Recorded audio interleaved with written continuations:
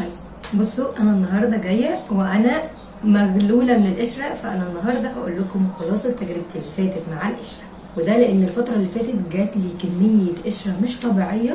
فانا محتاجه بجد اقول لكم ايه الحاجات اللي عملتها والحاجات اللي انا كنت عملتها غلط واخدت بالي منها، الحاجات اللي عالجت بيها القشره وخليت فروه راسي لحد ما هيلثي اكتر وبجد ما فيهاش اي حاجه. وده لان احنا عارفين ان الشعر الصحي بيبدا من فروه صحيه، لان ده جذر الشعرايه فهو اهم جزء فيها. يلا بينا. قبل ما ابدا في الفيديو اقول لكم ايه الاسباب وازاي نعالج القشره، ما تنسوش الانستجرام عشان انا بجاوب على اي سؤال بيتبعت لي هناك برايفت.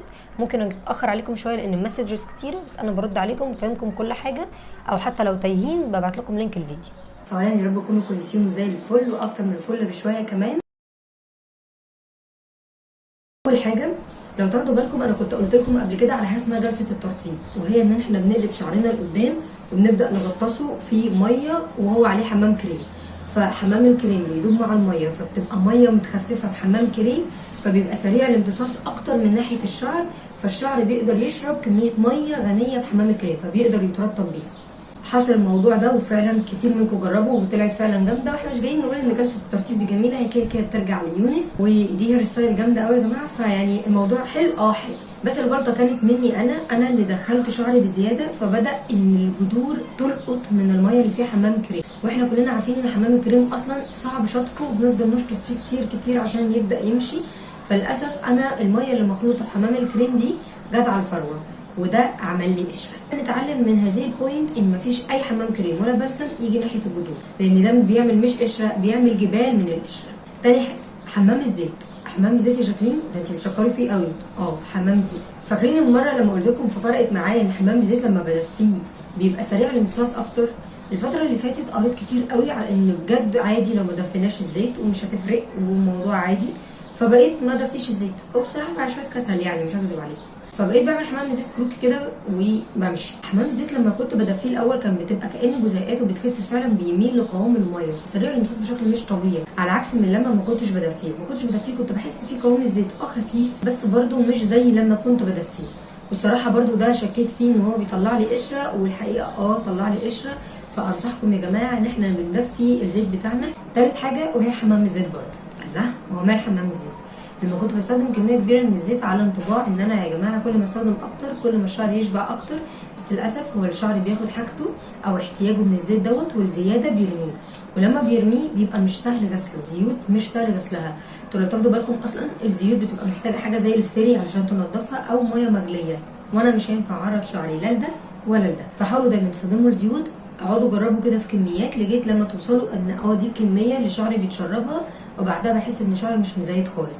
رابع حاجه وهي ان انا مش بغسل شعري بشامبو فيه سلفيت. انا معاكم جدا جدا ان في شامبوهات كتير من غير سلفيت بتنضف، بس انا بتكلم على ان احنا بنلجا لشامبوهات ما فيهاش سلفيت وما بتنضفش وبنستخدمها علشان احنا حاسين انها بترطب، او علشان دوت اللي دلوقتي الناس كلها بتقول عليه ان هو ده اللوجيك وده المفروض. بس للامانه ده مش المفروض خالص طالما احنا بنعمل حمام زيت او فروه راسنا دهنيه. السلفيت هي الماده الوحيده اللي بتساعد فروه الراس على انها تنضف كويس جدا من كل الاويل، اذا كانت هي بتتفرز لوحدها او احنا اللي بنحطها اوت زي الزيوت بتاعت حمام الزيت. خامس حاجه الليفن بتاعنا اللي احنا بنستخدمه لو هو اويلي كريم بديل زيت سيرم، لو جه ناحيه الجذور مش بتتشربه، وده بطبيعه الحال لانه قوامه تقيل مش خفيف، فبتبدا الجذور تسيبه على منطقه الجذور من بره عادي، وهو يوم ورا التاني بيتاكسد على شويه تراب على شويه عرق، وخصوصا في الحر وفعلا بيبدا يعمل قشره. وممكن كمان وانتوا بتمشوا كده على فروه الراس تحسوا بجد كأن في مطبات من القشره موجوده جوه فروه الراس. اعرفوا على طول ان دي مش مجرد عرق ولا مجرد زيوت الفروه بتفرزها، دي حاجه خارجيه اتفعلت وعملت القوام ده. ولما بتهرشوا قوي فروه راسكم وتطلعوا كميه كبيره من الكريمز او من القشره الكريمي في ضوافركم، اعرفوا على طول ان دي زيوت بشكل اضافي او بشكل زياده قوي الفروه مش عارفه تمتصها. 6. عدم غسل البراشز او ادوات الشعر اسبوعيا، ولو عرفتوا اكتر من مره في الاسبوع اعملوها. بننقع الكل البراشز وكل ادوات الشعر بالطول بتاعت المساء، المشط والفرشه وحتى البنس والتوك اللي احنا بنستخدمها في فروه راسنا. دايما حاولوا تغسلوهم بشكل مستمر. احنا عارفين ان القشره هي في الاول وفي الاخر فطر، الفطر ده يعني بكتيريا او حاجه عايشه، فهي ممكن تتنقل من حاجه لحاجه لفروه راسنا مره تانية. فيفضل جدا لو ناخد بالنا كويس قوي من ان البراشز بتاعتنا او ادوات الشعر بتتغسل وبتتنقع في ميه سخنه وخل اسبوعيا عشان نضمن انها تعقمت بشكل اوفيشلي، يعني خلاص بقى 100%.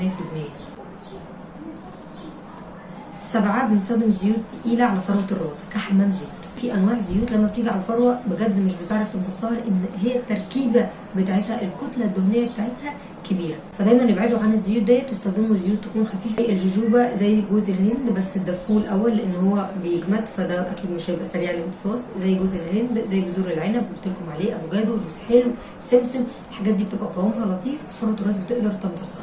8، وهي ان احنا بننام يوميا بوضع معين للشعر. بمعنى يا جاكلين ان انا مثلا كل يوم بنام وانا عامله نفس الفكره دي، مثلا هنا ده الحصان ده وحطاه هنا اهو، تمام؟ فانا بنام 8 ساعات، فالحته دي مش وصل لها هواء، مش بتتنفس، مش بتقدر تتنفس، فبيبدا الزيوت اللي جواها زي ما تقولوا كده بتتكمر، او مش بيوصل لها هواء وكده بتتوزع، فبتقعد فوق بعضها فوق بعضها، فاليوم اللي بعده بتقعد فوق بعضها، اليوم اللي بعده فوق بعضها، طبقه ورا طبقه ورا طبقه، فبتعمل قشره. لو ركزتوا في الموضوع ده، انا اللي لاحظته ان انا كنت بنام بكعكه عاليه هنا، والحته دي كانت دايما عندي فيها مشاكل، هي هنا بالظبط دايما عندي فيها مشاكل وفيها قشره، مع ان فروه راسي كلها تمام. ادركت ساعتها بجد انه كان من ان انا بنام كل يوم بالكعكه العاليه. بقيت يوميا بغير التسريحات اللي بنام بيها، مره كعكه عاليه، مره بحطه هنا، مره بمسكه بتوكه كده بشكل فلافي على الاخر. اسمحوا لي اقول لكم ان مش مسموح لنا اطلاقا ان احنا ننام وشعرنا مبلول، وده لان بجد بيعمل كميه قشره مش طبيعيه. حاجه اخيره عاوزه اقولها لكم، وهي ان انتوا تبطلوا اكل حاجات فيها زيوت كتير زي النتس وبطاطس مقليه. الزيوت عامه، الاويلز والفاتس، الحاجات دي كلها بتاثر بجد. وفي ناس بتشتكي ان ممكن تاكل كميه مثلا 3-4 ايام من الاكلات دي ورا بعض بتبدا تطفح على فروه راسها، زي ما في ناس بتطفح على وشها، زي ما في ناس بتطفح على جسمها، زي ما في ناس بتطفح على اويلز البشره او الدهون. كل حاجه جوه الجسم ليها اعراض خارجيه. نيجي بقى لازاي نعالج كل دوت. كل المشاكل وكل الاسباب اللي انا قلت لكم عليها تبطلوها تماما، بلس ان احنا ناخد بالنا من حاجتين. الحاجه الاولى هي الشامبو اللي بيجي على الجذور وحمام الزيت. طالما هم دول اللي بيوصلوا للجذور وبقدر اتعامل بيهم مع الجذور، يبقى هم دول اللي احط فيهم حاجات تكون مضاده للبكتيريا. انا مثلا في الشامبو دايما بغسل شعري مثلا 4 فموم. يعني ايه 4 فموم؟ يعني 4 غسلات في اليوم الواحد. في اليوم الواحد، يعني مثلا هغسل شعري يوم السبت، فبغسل شعري الفم الاول مثلا بشامبو فيه سلفيت عادي، وبعد كده الشامبو التاني برده فيه سلفيت عادي، والتالت بقى بستخدم حاجه مثلا زي نيزابكس. دوت من الحاجات اللي بتعالج فروه الراس كويس جدا من القشره، فتقدروا تعتمدوا عليه في حاجه انها بتعالج القشره في فروه راسنا. فكده احنا دخلنا اولا شامبو فيه سلفيت هيعالج الدهون، وده كمان هيعالج فطر القشره كنوع من انواع الامراض. فاهمين الفكره؟ وبكده يبقى الشامبو تمام اللي بيوصل لفروه الراس 100. تاني حاجه وهي حمام الزيت اللي بيوصل لفروه الراس. ممكن نزود حاجات بتقتل الميكروبات والفطريات زي مثلا زيت الثوم والروزماري والبصل. بالظبط الزيوت دي بلس انها بتقل الشعر، كمان بتزود من معالجه الفطريات، فده حلو جدا بالنسبه لكم. لا انا بقى بنتظم على هير تونيك او سبراي بحطه على فروه الراس، زي مثلا سبراي الروزماري، الميه مقطره بزيت الروزماري، او حاجه انا بجيبها من الصيدليه، او حتى امبولات من الصيدليه، او بعالج صلع وراثي ففيه مونوكسيدين. لازم اتكر قوي بحاجتين. الاولى الكميه اللي بحطها تكون قليله، الثانيه مساج حتى تشرب هذه الماده التي تمت اضافتها على فروه الراس. سو سيريس بجد، ايه ده؟ اللي انا قصداه ان احنا لازم نتاكد ان الحاجه اذا كان سبراي او تونر او امبولات بجد شعرنا امتصها اكبر قدر ممكن، بلعها بجد بلعها، ما ننامش بيه وهو مبلول، ما نسيبوش ان الفروه تمتصه لوحدها. انا افضل اعمل مساج لغايه لما كل الروتس احس بجد خلاص نشفت. يا جماعه انا ما عنديش اي نسبه اويل او ووتر من السبراي اللي انا حطيته ده. مهم جدا جدا نتعامل مع الفروه بطريقه سنسيتيف، وصدقوني لو ركزتوا مع شعركم هتعرفوا ايه الحاجه اللي عملت لكم قشره. لو عندكم اسباب مختلفه عن اللي انا قلتها بتعمل قشره اكتبوها لنا في الكومنت، هعمل عليها فيديو تاني، عشان بجد موضوع القشره ده في ناس كتير قوي بتشتكي منه، فناخد بالنا كلنا منه ونحاول على قد ما نقدر ما نعملش الاسباب دي. تنسوش تعملوا فولو على الانستجرام، وانا بجاوب على كل الاسئله بتتبعت لي على المسجز هناك. ولو عندكم اي سؤال سيبوه هنا في الكومنت بجاوب عليه لمده يومين من بعد نزول الفيديو. يا رب تكونوا انبسطتوا واستفدتوا، واشوفكم في فيديو جديد. ولو عندكم افكار معينه لفيديوهات معينه اكتبوها لي في الكومنت. باي باي.